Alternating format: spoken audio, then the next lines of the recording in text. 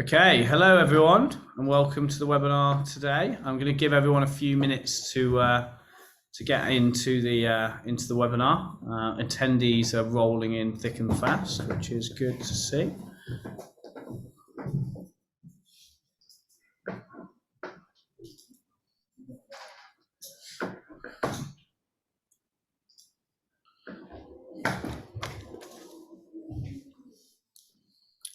This is the awkward bit that we pretend that we haven't just been chatting in the waiting room. We're all very formal and very silent at the start of the webinar. We're being good. Being good.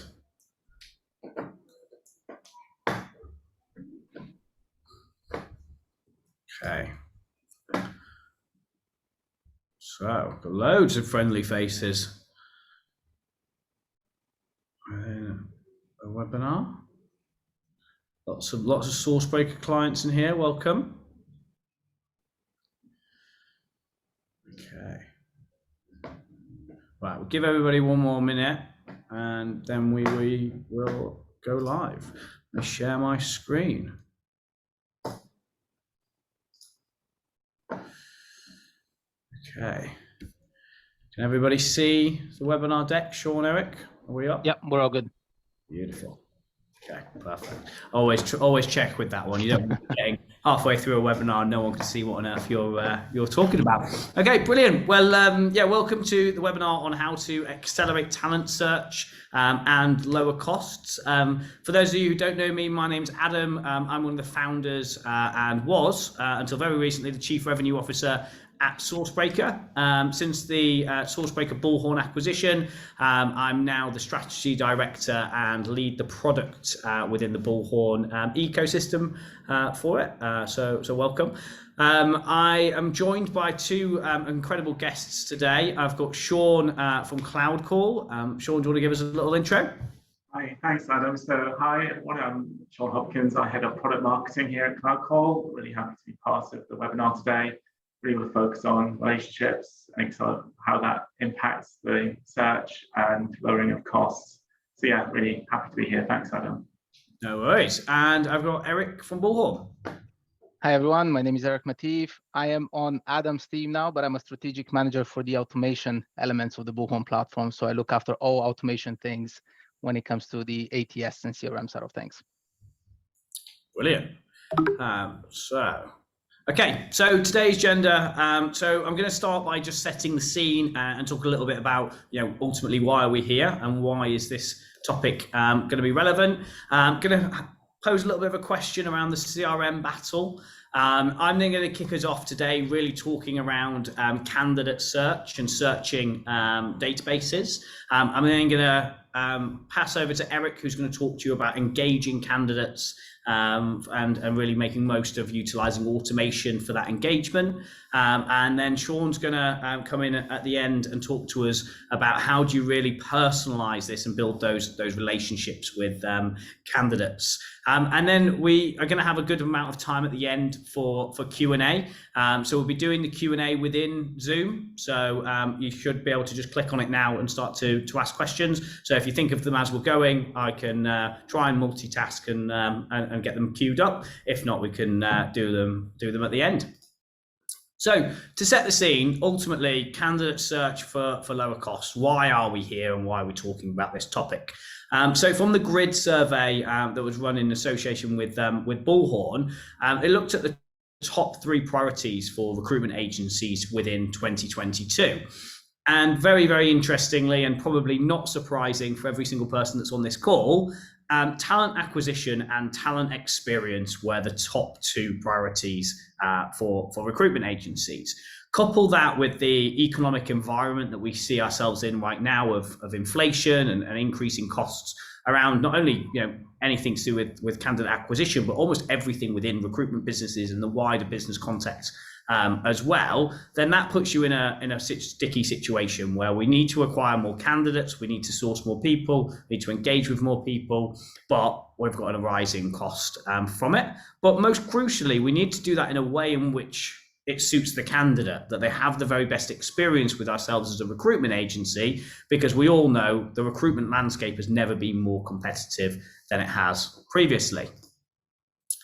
So that brings me to probably a really old adage of the recruitment industry, which is I call the battle of the CRM, the recruitment director versus the recruiter. So we're trying to be a little bit cheeky here. So whenever I go into a lot of recruitment agencies, I've got recruitment directors talking to me about the real want for the recruiters to start with the CRM. So the CRM ultimately back in the day used to be, the huge value selling point of a recruitment agency, because, you had this wealth of data sat on a server in the corner of the office, taking up loads of energy and creating loads of heat. And ultimately they were the candidates and the gold dust that the recruitment agency had to go and take to market and sell. Fast forward to the present day, and now CRMs are cloud-based, so it doesn't have the access that's needed for a server in the office. But also there's a huge wealth of information externally on CV databases, on LinkedIn, on lots of other platforms that give the recruiter access to a wealth of information outside the CRM. So what we have from a behavior point of view is recruiters generally going external first to be able to find candidates for a role that they're working. So jumping straight onto the job boards, jumping straight onto LinkedIn to start sourcing for candidates. But we've got recruitment directors still wanting them to point at the CRM. So why is that battle? Because ultimately there's a load of merit in what the recruitment director wants them to be doing. And there's also merit in the way in which the recruiter wants to work. So from a recruitment director standpoint, the message comes back as, on the CRM, we've got really rich data. We've got lots of history. It's a lot of things that we've got before. From a recruiter standpoint, it's all about speed to market and ease of use. And I think one of the things that's been changed over the past few years is we now have tools such as SourceBreaker and others that enable you to actually interrogate your CRM system as if it was an external database. A lot of times we're dealing with clunky, skill codes that we're having to search by. And not being able to access it. So I'm going to start it with a bit of audience participation. For those of you who've been on my webinars before, I love a Slido. So the only time you're allowed to get your phone out during this webinar is right now. So if you just get your phone out and take a picture of the QR code, that will pop up Slido and give you access to it. And the first question that we're asking is, do your recruitments search data on the CRM first before going external? So for those of you on the call, who do you think gets to the CRM first? That's closer than we think. Started off no in the lead dramatically. So we've got a few responses. Okay, cool. So I won't take up too much time. We can keep going with that, and I can have a look at the data at the end. But what we can see is that we've got the majority of people closer than we actually thought. So interesting to get some stuff in the Q&A. But ultimately, more people are going external before going to the internal CRM. So, as I mentioned in the intro, we're going to split this into 3 sections. We're going to talk about searching, we're going to talk about engaging, and then we're going to talk about relationship. So searching is going to be, really how do we solve that talent acquisition problem of being able to find enough people, and how do we get people utilizing that data embedded, it would be the word I'm trying to get out, within our CRM. And then we're going to start to look at, okay, how do we keep this data fresh and up to date within engagement, and how does that actually then work into the candidate experience? So that second priority through automation. And then we're going to pass over to Sean, who's going to really push on that candidate experience part and optimization through building relationships and getting that personal touch out there. So ultimately, why should people be searching the CRM system? So we actually found in the poll it was a lot closer than I thought. The first few ones, 80-20, that's what I was expecting everyone. So yeah, round of applause to everybody here for getting people onto your CRM. But ultimately, we've got a rich data set with candidates with a history. So we know, a lot about that candidate. Maybe we've worked with them before, we've got a previous relationship, but we've got really well qualified candidates. So we've got data set that's richer than something you would have from somewhere like LinkedIn. When we look at the cost of it, we've ultimately got candidates that we've already paid to acquire. So we've already spent the money acquiring them from a CV database, from LinkedIn. And actually, we've not just spent money in terms of pounds or dollars. We've actually also spent a lot of time talking to these people, qualifying them, getting that data into our CRM. So what we want to do is we want to actually utilize that cost, that sunk cost that we've already had, to then make the placement. So ultimately lower our cost of acquisition. And finally, to the point of right at the start of where the CRM used to be the be all and end all of a sales cycle is ultimately you're looking for candidates that other agencies might not have access to. Such a competitive landscape. I don't think we've got a candidate in a CRM probably that no other agency has. If we do, great.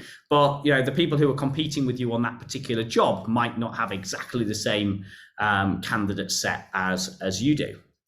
So ultimately, how do we get this behavior change? How do we get people searching our CRM? So first of all, it starts with the quality of your database. So we said, why do recruiters go straight to external sources? One was, a lot of the time they've been easier to search. They've had nicer UIs and things like that in the past. But one of the things that always comes back from the recruiter is that's up-to-date information. That candidate has just put their CV there saying that they're looking, and it's the most up-to-date information. So if we want to be able to combat that and get people onto our database, we need to make sure the data in our database is just as relevant and just as up-to-date. Ultimately, we want to make sure that our recruiters are qualifying candidates before the CVs are hitting the CRM. So what we don't want our CRM to become is just a dumping ground of every candidate we've ever sourced. Because as we know, one of the problems with a CV database or a LinkedIn is you get a snapshot of the candidate, of what they are and what they say they are. We do that qualification and a lot of stuff that Sean's going to talk about, speaking to those candidates later on. And actually, their skill sets have changed, or their skill sets they haven't quite described as a recruiter we would understand how they should do or what role they want. So ultimately, we want to be able to qualify those candidates and have that really great data onto the CRM. So what we're starting to do is not only create a relevance of up-to-date data, but we're having a higher quality data on our CRM. We then want to be recording every interaction we have with the candidate. This is really ties into the experience, because ultimately we don't want somebody on the next desk down there calling the candidate a week later after they've just spoken to somebody saying they're not available for 2 months because they're on a set project. We want to create our reputation. We ultimately want to be searching both the structured data and the CVs. So you want to make sure that the search that your consultants are running and the platform you're utilizing to do that is searching both the structured data, the skills, the job title that they've been entered, but also the CV, because a lot of the time those don't match, and you can have updates on the CV, and the CV gives you a lot more information generally than the profile. We then want to build a comprehensive search that uncovers all talent available. So from the research we're doing with Sourcebreaker, we find that generally a business, before they utilize our platform, is only uncovering 20% of the talent in their CRM when they run the search pre-Sourcebreaker than when they do previously. So how do we actually create this really great search that really unlocks that talent that's buried within our CRM, and ultimately ensure that constant refresh of your data. So we want clean data, as we said at the start, but we want it to be clean, but we also want it to be up to date. We don't want somebody's CV from 5 years ago, because the chances are the role that they did then is not the role that they do now. And what they're looking for then is not what they're looking for now. And now I'm going to pass over to Eric, who's going to talk to you about one of the things, how do you keep that data fresh? Thanks, Adam. That was very useful. And it's actually a great segue into what I'm going to talk about, how to leverage automation to engage with your talent pool. So as you mentioned yourself, at some point of time, you have paid to get those candidates into your system, right? You have invested to get them in the database, but you're not necessarily maximizing the return on that investment at the moment. And that's a common challenge for most businesses. You would typically have, especially for most seasoned companies, you have thousands and thousands of candidates sitting in that CRM, and their data might be outdated, or your team internally doesn't necessarily have the bandwidth to be engaging with all of them and getting that up-to-date information from all of them. And this is where automation comes into play, right? From one side of things, not only to help you expand your reach as a business, so you're truly engaging with every candidate that sits in your database, but also you're ensuring that engagement is staying consistent across the board. So not only at the beginning, when that candidate is added to the database, but also engaging with them throughout the entire recruitment lifecycle, all the way to nurturing those relationships after as well. So if we go into the next slide, the first thing that we're going to talk about is the most common challenge, especially for businesses who still live in the manual world and don't have an automation strategy yet, and that's engaging with the candidates you have sitting in your CRM. We have found that most businesses are typically engaging with about 20% of all their candidates, which means that you could have up to 80% of all your candidates in the CRM just sitting there and doing nothing, right? They're not being engaged with, so they're not receiving any value from the business, but also they're not bringing any value back, right? Because they're disengaged. So having an automation strategy that can help you run things like re-engagement campaigns where you're pushing out marketing content to those candidates can really help you push your brand out there and stay front of mind for those candidates. And once those engagement levels are high enough, that's where you can start leveraging those refresher campaigns. Things like leveraging engagement surveys or chatbot conversations to get up-to-date details straight from the source, contact information, employment preference, an up-to-date CV. As Adam mentioned, you could have candidates with CVs that were added 5 years ago. So that information could be completely irrelevant. Leverage automation to keep refreshing that database. So while your consultants are working on the active roles and they're trying to fill out the vacancies, you could be leveraging automation in the background to keep refreshing the system. So when the next opportunity comes around, they can trust more what's in the database and they can have to rely less on external sources. And that alone will help you decrease the talent acquisition costs, right? But if we look at the other side of things, that's just one piece, even though a big piece of the puzzle. The other side of things is engaging with all the talent that is currently in process. Candidates who have applied for a job and are currently being taken on that application journey. About 43% of those candidates, which is, by the way, almost every second candidate, they blame poor communication for the main reason why they've had a bad experience when working with a recruitment agency. And most of these candidates, they want to hear back from the recruiter at least once a week, so they have some level of awareness as to where they sit in the application journey.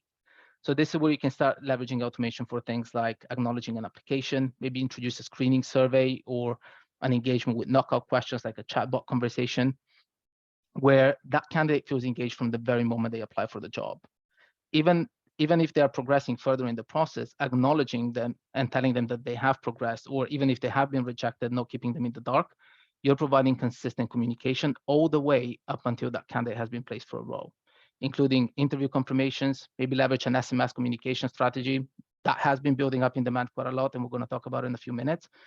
But doing things like acknowledging and confirming an interview, sending out confirmations, reminders as the candidate is getting closer to the interview date so that they can feel supported by the recruiter, all the way until that placement is made and after, which is where we move into the nurturing side of things. Adam, if you go on to the next slide, please. So the nurturing piece is where you can really maximize the value of those relationships you've built with the candidates. Because typically most candidates would notice a significant drop rate in the engagement by the recruiters after that placement has been made. And that definitely shouldn't be the case, right? There could be a long time frame in between that placement being made and the candidate starting the role. So you really want to have an automation strategy that is engaging with that candidate both before and after the start date of that placement. Things like an engagement, hey, you're starting in a week, you're starting tomorrow, good luck on your first day, I know you're going to be a great asset to the company. Or after that start date, how was your first day? How was your first week? 30, 60 days after that, that placement has started, right? Providing that candidate with consistent engagement will lead to a great experience. And that's where you really maximize the value of the relationship, because in a permanent world, that candidate could very easily become a source of candidates for you, right? They could become a referral, they could give you a testimonial, they could leave a review of any of the online platforms that you've partnered up with. So rather than ending the relationship after that placement has been made, you keep nurturing the talent so you're getting more value out of those candidates in the form of referrals, testimonials, and reviews. And the same goes in a redeployment world as well. For contractors, not only want to be engaging with them before and after the start date, but you want to automate your redeployment efforts as they're getting closer to the end date of that contract as well, right? 80% of contractors who have had a positive experience the first time around are more likely to go back to the same recruitment agency for the redeployment. On the flip side of things, candidates who have had a bad experience the first time around are 4 times more likely to switch recruiters for the next opportunity. So this is why you really want to have a communication strategy that is tailored around the end date of that contract to keep those candidates engaged, stay front of mind for them, and proactively notify your consultants of the important conversations that they should be handling, where automation shouldn't get involved, so you can increase your redeployment rates as well. Businesses who have an automation strategy around redeployment have a 21% higher redeployment rate than businesses that still live in the manual world. And Adam, if we go into the next slide, this is just one thing to summarize, and it's actually a very interesting topic. We are in a weird world now where we have 4 different generations of candidates being part of the workforce, from the baby boomers all the way to the Gen Zs. And they all have different perspectives on work ethics. They all have different preferences as to how they want to be communicated with. And this is where, as a modern recruitment agency, you really need to start thinking about having an omni-channel communication strategy.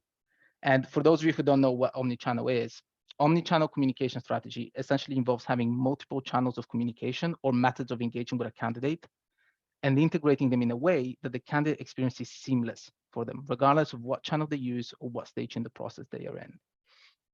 So if we think about the baby boomers, they're more old school. They prefer face-to-face kind of engagement or a phone call during that recruitment process.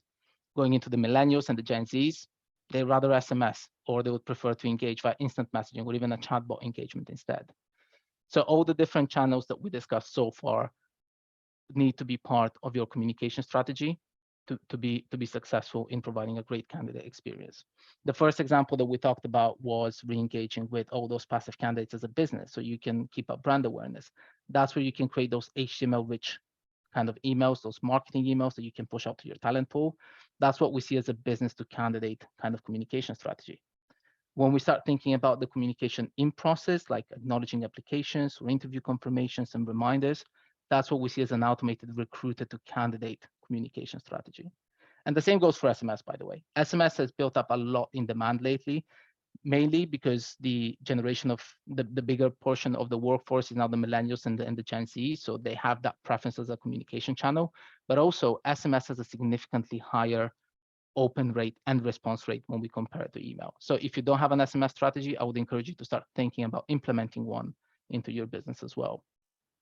And then we're going to survey and the chatbot engagements, right? Extremely important for you to be able to do things like getting up to the information from your talent pool so that your consultants can trust what's in the system more and rely on external sources less, using them for NPS feedback, screening questions, knockout questions, maybe using the chatbot for that sort of engagement as well. Truly maximize the value of each communication strategy that you have. Now, there is one channel of communication that we haven't explored so far. That's where I'm going to hand it over to Sean, but that involves the human element, right? That's where you work on building relationships with your consultants and the candidates. Everything we've discussed so far around automation is not there to replace recruiters in any way. It's there to empower them and make them more efficient, so that not only you're providing a great experience, but you're freeing up time for your consultants to be more human and spend more time with their clients and candidates on the phone. And with that, Sean, over to you. Thank you, Eric. So as Eric was saying, it's clear that a multi-generational workforce has different communications needs, from the baby boomers all the way through to the Gen Zs. And ultimately, recruitment is still a relationships game. And to that effect, every interaction counts. It's especially true when you consider the facts around the fact that the best candidates are typically only available for 10 days. So you have a very short window of opportunity to identify and secure those prime premium candidates who are going to be off the market as quickly as they've entered it. And as indicated by Eric, the importance of having a mobile communication strategy around mobile, around SMS, chatbots is really important. And Glassdoor, I think, had a survey where the statistics said 89% of job hunters considered their mobile devices were essential for that job search, and being able to interact with them in that format, in that medium, is imperative. Likewise, the experience when you're going to the recruiter for a candidate, it's important that there's a record of previous communications, that you're not just greeted with the same, oh, where are you in this process? I need to find your details. And that's where ideally we'll be able to loop that all together so that there's a continuum. And ultimately, it's how we make sure that recruiters are able to deliver the best possible experience throughout the entire candidate journey that Eric has eloquently described. And as is also mentioned, the lack of communications combined with lengthy or complicated processes can create an overall negative experience. And it is still a very competitive market. So sourcing candidates continues to be challenging. And it's important to remember that candidates are more likely to share their experiences with friends and contacts, or even via social media. And ideally, you would like your candidates to talk positively about their experiences, regardless of the outcomes. Next slide, please. So taking care of the basics. Well, the good news is that enhancing the candidate experience doesn't have to be difficult. It doesn't take that much. A simple application confirmation email is a good step towards making a candidate understand that their application is being looked at. If they went in for an interview, they expect to be notified and notified soon. And it comes down to the basics. A candidate wishes to understand where they are in the whole narrative. They want to know that their application is acknowledged and that someone has inspected it. They want to know when they can expect some news, at least an automated heads up that the applications are still being reviewed. And like Eric said, if it's a rejection, it's common courtesy to inform the candidates that they're not being considered any longer, and then they can look for another position elsewhere. Even if it's bad news, it's basic news, and candidates have the right to know about it. For recruiters, that does mean being in constant contact with employers, and perhaps even being a little bit boring about the information on their candidates. But typically, most employers will be happy to provide that feedback. Of course, there's much more to candidate experience than just being forward about where the candidate stands within the process. This is where the best recruiters really show their strength, building the rapport and providing candidates with the additional information about the company that they really need. And that those critical interactions in between the automated workflows and standardized messages really are the critical ones. And from baby boomers to Gen Zs, a lot of those critical key pieces of interaction, those key communications that stitch the whole process together are still made via phone calls. Next slide, please. So from that perspective, there's really the idea that you can have a communications platform that enables you to make more calls, or perhaps lets you be shown as a local number. So what are the tools that you can get as a recruiter to actually enhance your ability to get to those candidates more quickly, more effectively, and from there be able to engage start that engagement process in a way that, regardless of the demographics, that the increasing number of calls that you can make and make those additional connections. Next slide, please. SMS is certainly something that, as Eric indicated, is becoming more prevalent, and the stats speak for themselves, with 98% open rates, and of those, nearly 60% of contacts will check a new text within 5 minutes, which compares to an open rate on email of say 20%, and maybe it's not within 24 hours. So in terms of speed of communication and that ability to have that flow of information as part of the relationship building, SMS is a critical part of that. Next slide, please. And it's really important as well not to really have that fear of missing out, that FOMO. Really what can be done in the office or working from home can really be done from anywhere, and be able to bring all those communications with your candidates, with the companies that you're liaising with.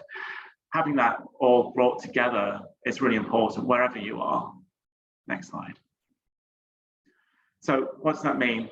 Alongside the capabilities that we have, then we have the capability that Adam and Eric have presented. It's about closing the loop to accelerate the talent search and not letting a poor call at a critical junction of the process have a negative impact on the overall experience of the candidate, which can impact the ability to close that position. And as I said just on a couple of minutes ago, the critical parts or the critical points within the journey typically do require that human touch, that human interaction, the ability to make the difference. But technology is not there to replace the recruiter. It's really to enhance the experience so that you can focus on, take away the mundane and the boring admin, and really focus on those high value conversations at the moment when it's most important, where you're having your focus to be in the moment with the candidate, with the employer, so that you're able to make that connection, build the rapport. I think that's really very important in terms of building that relationship, and it's enhanced by the technology. Next slide. So what do we mean by that? So in terms of the overall personalized experience, when people are considering their next career options, it's not surprising that a lot of them will turn to the internet. According to a 2020 Gallup report, 77% of job seekers will visit the websites of the organizations they're interested in to find out more. But they're not just looking for job postings or careers pages on these company sites. They're actually looking for information about company culture, reviews written by employees, testimonials from customers, things like commitment to social responsibility, accolades like awards that the company may have received.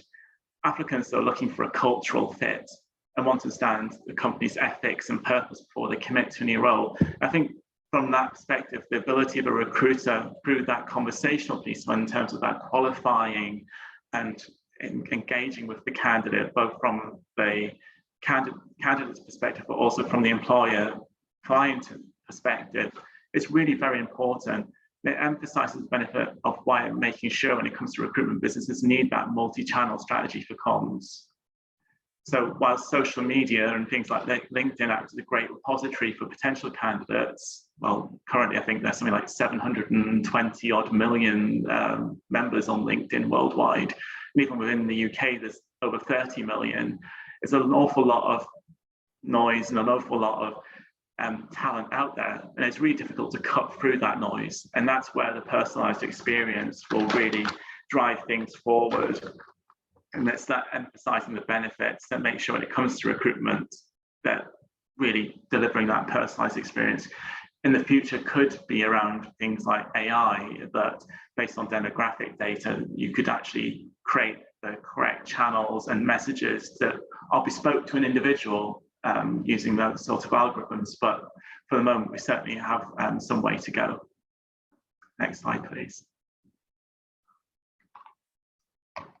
In terms of the optimization of that, there's an awful lot of data that we're actually collecting, your businesses are collecting, when you're looking at communications, every phone call, every message, every email, and how do you leverage that within the analytics and reporting to develop better experiences for the candidates and also for the recruiters themselves? How can we make that learning pay in a way that makes the workflows of the future today? The idea that we can take some very rudimentary data and from the massive data, because we're all making lots of calls and sending lots of communications out to candidates and others, that we're able to optimize those workflows for individual businesses and benchmark what good will look like through an analytics and reporting suite. Next slide, please. And as part of that, there's really the importance of real-time coaching, really creating the blueprints for success. What we mean by that is getting new recruiters onboarded much more quickly, looking at overall team performance and getting a better performance to deliver that accelerated talent search and lowering the costs. Onboarding is an expensive process. I think we've found during the pandemic that new hires take longer to get up to speed because it's not as easy in the days of remote and hybrid working, for instance, to get that onboarding experience in a uniform way, so that it's to be successful is much trickier. And from that perspective, with remote and hybrid teams generally, you can't always see what your recruiters are doing or hear what they're saying, which makes it difficult to support them effectively in that journey to try and close more, really build the better relationships, close more placements, get things done more quickly and more efficiently. And that empowering the team to create value faster has never been more important as part of an overall need to do more with less. You might have an inkling why some team members are more successful than others, but wouldn't it be better if you could actually listen in and take the best practices to boost everyone's performance in the team? Next slide, please.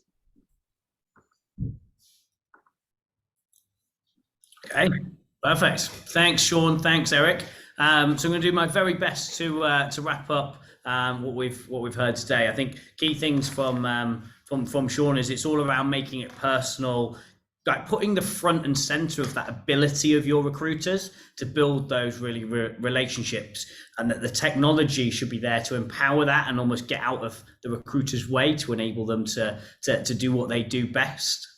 Which I love that. I think it's a really great point. And it's an ethos, I think, of all of the products that we're talking about here is to let recruiters be recruiters. And then from an automation standpoint, it's really all those things you wish you could do as a recruiter, but you don't have any time to do. So that really best practice, the making sure you give people relevant feedback, making sure you're checking that people are, about to start, all of that gold standard recruitment process that you would design if you had all the time in the world. Well, automation now gives you that time to be able to set it up once and really go from it. And then for search is ultimately none of this can work and your tech stack can't be enabled unless you build that great CRM of data. It's all underpinned with that great CRM and the data within it to do it. So keep it up to date and ultimately enable your recruiters to not only search it, but search it efficiently. So thank you so much, guys, for joining for the webinar. I'm going to go onto the Q&A now, which I have got wrong at the start. I said it was going to be on the Zoom one, so we're going to stick with what I said. So we'll go from there. And we've got a couple of questions in already on the Q&A. So let's have a look. So one was answered for Martin from what's the difference between Herefish and Bullhorn Automation. That's the one that I constantly get in trouble with because Bullhorn Automation is formerly known as Herefish. They're the same ones. But yeah, Martin, don't worry. If you're the same as me, I keep calling it Herefish and getting into trouble for it. So you're not alone there. I've got a couple of questions here. Okay, so how would you apply personalized experiences to contractors who might not care about the cultural fit and have a sole focus to earn money? So let's put that one for you, Sean, for the first time if you want. Thank you. Thanks, Adam. Thanks, whoever sent the question. It's a good question because it depends on the drivers. And I think when we develop out more advanced tools and capabilities, we'd know the actual requirements and needs of those contractors. Therefore, we tailor that experience to talk to them in a way that maximizes that discussion around the reward of the role. If they're very motivated by the money and things like outside IR35, about getting into the technicalities of that world, though there's something in there where it's, you know who you're dealing with, therefore you're able to serve them better, and therefore the experience overall will be much better. That's how I'd answer that. Yeah, definitely. Yeah, focus on ultimately all of this is only possible if you have the right data for that personalization. So whether it would be a tag around, your contractors all around, the day rates, like wanted day rates and things like that. Great question. So the second one, is there a community or space for professionals that are new to automation and or utilizing SourceBreaker where professionals can come together, share best practices, searching and information, or is there a resource you can recommend? So there isn't actually a particular place at the moment. I think that's a really good idea. One of the key things that we're doing post acquisition from my side and with Eric and the team is working on how do we really work these products and how do they work together, not as siloed. So whoever it is who put that in the attendees, if you want to get in touch with us, my email is adam@sourcebreaker.com. It'd be great to see some ideas of how you think that could work, because that sounds a really cool idea for people who are utilizing the different solutions to share ideas. Have we got any other questions from the audience? We have 2 minutes left if anyone wants to ask a final question. One place where you could find, just to continue on your answer, Adam, there around a community. If you are utilizing Buchholm today, or you're utilizing SourceBreaker, or you're utilizing Buchholm Automation, whichever of the products you're using, I do recommend you come to Engage. It's in a couple of weeks. That's where you can pretty much see the biggest community of our customers who are utilizing these products, and you can exchange ideas. We can connect personally as well and talk about more around your automation strategy or your search strategy or your cloud code strategy for VoIP. Yeah, I was going to say you have all three of us there. All three of us at Engage. At Engage, and pin us down in a room. And then we've got Jonathan, finally, question. Are SourceBreaker search defaults to external candidates under all candidates? Bullhorn search is a secondary tab. Is there a way to default to Bullhorn? So Jonathan, great question. Not currently, but that is actually something that we are working on. So I will take a note and get the customer success team to contact you once that is released as a feature. And a webinar that I have been on has ever finished on time. I think this must be the first one for it. So I think Adam, we just have one more question from Martin. Sorry, asking around Buchholm Automation. Does this offer a new search feature, or do we just use Buchholm Search? So on the search side, what we've explored today is all around SourceBreaker. So connect to your account manager, and you can have a deeper dive on what SourceBreaker can offer for search. Yeah, perfect. Yeah, Martin, we're more than happy to show you the features of SourceBreaker whenever suits. Okay, well, brilliant to chat to everybody. We're finishing bang on time. Thank you to Sean and to Eric for joining us with the webinar today. As always, any questions, if you're anything like me, they all pop into your head as soon as the webinar finishes, then please get in contact with us. There's all the details on LinkedIn, or reach out to one of us independently. Adam, do we have time for one more question, or are we on time? We're on time. We've still got 30 people on, so if you want to... okay, just quickly, we had an anonymous question. That's why I don't know who we can get an answer to offline after that. Where is the starting point for sorting out poor CRM data integrity, and what is essentially the first step that we need to take? Is there automation to help improve the data? Absolutely, yes. So when you think about refreshing your candidate database and getting that up-to-date information straight from your talent pool, the first step should be really working on re-engaging with that passive talent. So you can leverage automation to create re-engagement campaigns. That's what I mentioned at the beginning. This could be marketing emails that you're pushing out. It can be more of a direct approach where you're reaching out on behalf of your recruiters through automation, but you're doing so at scale. And reach out to your account manager if you want to learn more, if you're already utilizing Buchholm.